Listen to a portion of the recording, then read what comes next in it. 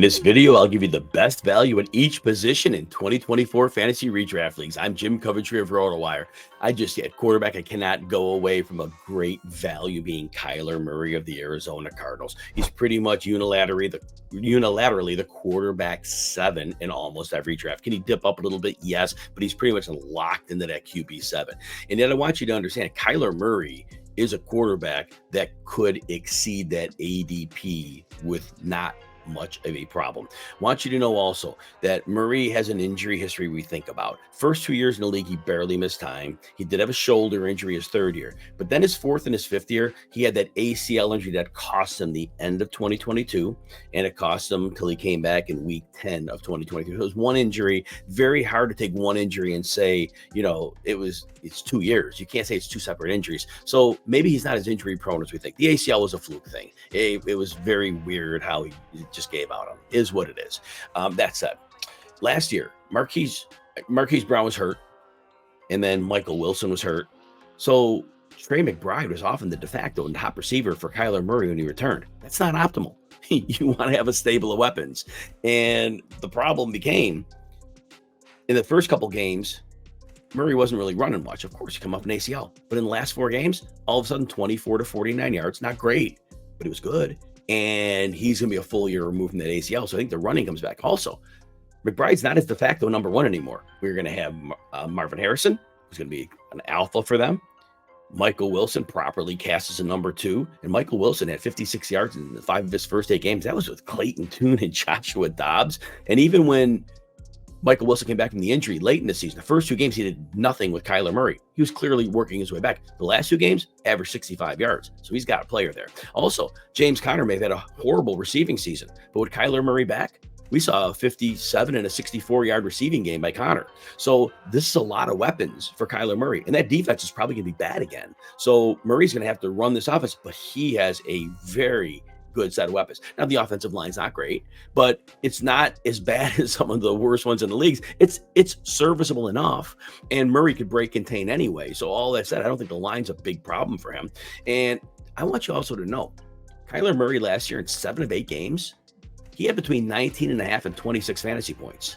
Again, with a limited receiver room, didn't run right away.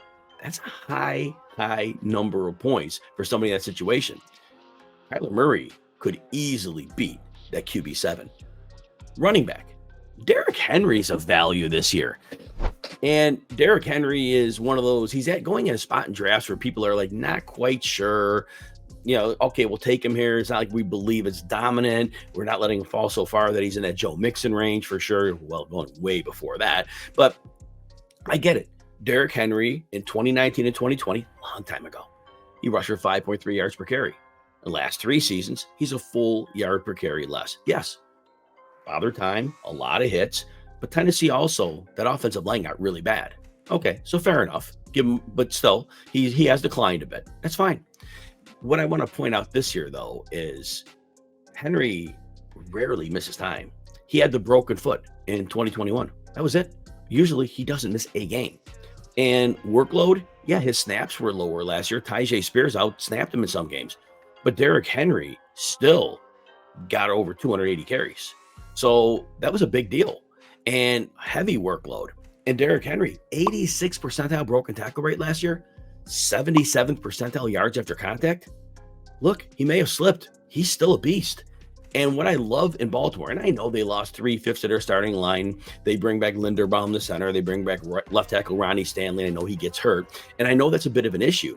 But they do have that Patrick Ricard, the fullback, who goes in and he helps that whole running scheme. It works really well. But Derrick Henry has the RPO threat of Lamar Jackson. And here's what I want you to know. When Lamar Jackson goes into that RPO scenario, linebackers are on their heels because they don't know if Jackson's running, they don't know if Henry's running, or they don't know if the pass is coming out. And Henry's dealt with defenses playing on their toes against him. Even if it wasn't a heavy box, they could have played downhill. Henry often got hit behind the line. With Lamar Jackson, I don't think that happens so much. And the linebackers, you hesitate for that nanosecond with the RPO quarterback. If you give Henry a nanosecond in NFL terms, that's a lifetime. And Henry's going to get ahead of steam. And we know Derrick Henry with a head of steam is really, really hard to stop. Now, yeah, he's probably not getting a lot of work as a receiver, but that's been the case most of his career. So not a worry there. And touchdowns, he's always in the end zone. 10 plus touchdowns, 6 straight years. The only year he didn't at 12 was the year he missed half the season with a broken foot, and he still scored 10 that year. So Derrick Henry might be aging, but his situation is phenomenal. Still a workhorse. Bet on him. If you enjoy videos like this, please consider hitting the like button and subscribe to the Rotowire Fantasy Football channel on YouTube. Also, you can check out all of our fantasy football content and rankings by getting a free 2-day trial with no credit card needed. Yeah, just head on over to rotowire.com/Jim to see all of our content. The next player who's a great value in drafts is DJ Moore of the Chicago Bears. Look, since the Bears brought in Keenan Allen, Rome Odunze, Moore's ADP kept going down, down, down, down, down. I don't think people realize how good of a player DJ Moore is. He is a proper NFL alpha receiver. In NFL talent terms, he's probably top 10, top 12. He is that good. He can beat you at all levels of the field. Now, last year, his yards after the catch, they're 81st percentile. It was good. But we've seen years where it hasn't been great. When you throw accurate passes to DJ Moore, he is a running back with the ball in his hands.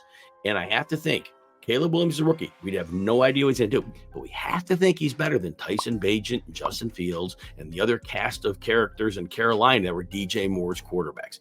DJ Moore's durable. He's never played less than 15 games in a season, but since 2021, hasn't missed a game. That's massive. That said, Shane Waldron's running the offense. Back to Caleb Williams. Geno Smith did great things with Waldron. I imagine Waldron finds a way to get the best out of Caleb Williams. Keenan Allen, great player. And I know he had 10.2 targets per game in his last 3 years with Justin Herbert, but he was really what they had. Mike Williams was hurt all the time. Keenan Allen was just getting targets because out of necessity. He's a great player, but he's declining. He's 32. And are you really going to take those possession targets when you can get it to DJ Moore, who can do great things after the catch? And a lot of our great receivers today, they can line up outside, inside. It used to be the X receivers, the one that just dominated over and over. Now it's the guys that can play everywhere. Well, 27% of DJ Moore's targets came in the slot last year. So he's that type of player, has that versatility. And remember, DJ Moore has at least 1,157 yards in 4 of the last 5 seasons. But last year was that career year, over 1,300 yards. Again, he had like 5 games with Tyson Bagent. So this is wheels up. Don't get distracted by Keenan Allen, Rome Odunze. DJ Moore's a superstar, and he's falling in drafts. Capitalize. Tight end. Mark Andrews is a great value. In a lot of drafts, you get him as a tight end 5. Look, Mark Andrews started out, he missed week 1 with an injury. It was very clear in week 2 and 3 he wasn't back. He played. Numbers were all right. They weren't anything special. But it was very clear he was healthy in week 3. And you can't count his week 11 numbers because that's when he had the hip drop tackle that took him out for the rest of the regular season. So basically you had from week 4 to week 10. But during that time, it's a 900-yard pace. And people want to say, oh, Mark Andrews, he's always hurt. No, you look at his game logs. He rarely misses time. Couple games a season at most, sometimes less. Last year was the only time he's missed real significant time. He's on the field. Don't worry about that. The only time Andrews didn't hit 847 yards in a full season was in 2020. So all that's, and that season he had 701 yards and 7 touchdowns, still fine. Andrews is one of 5 tight ends to have 1,000 yards in the last 5 years. He had 1,300. He won't get that again. But Mark Andrews is legitimately in play for a 1,000-yard season. I do have him as my tight end too. In this Baltimore offense, he is the deep threat. He's the seam stretcher. That offense got better from week 12 on last year as Lamar Jackson got used to Todd Monken's offense. Andrews was out during that time.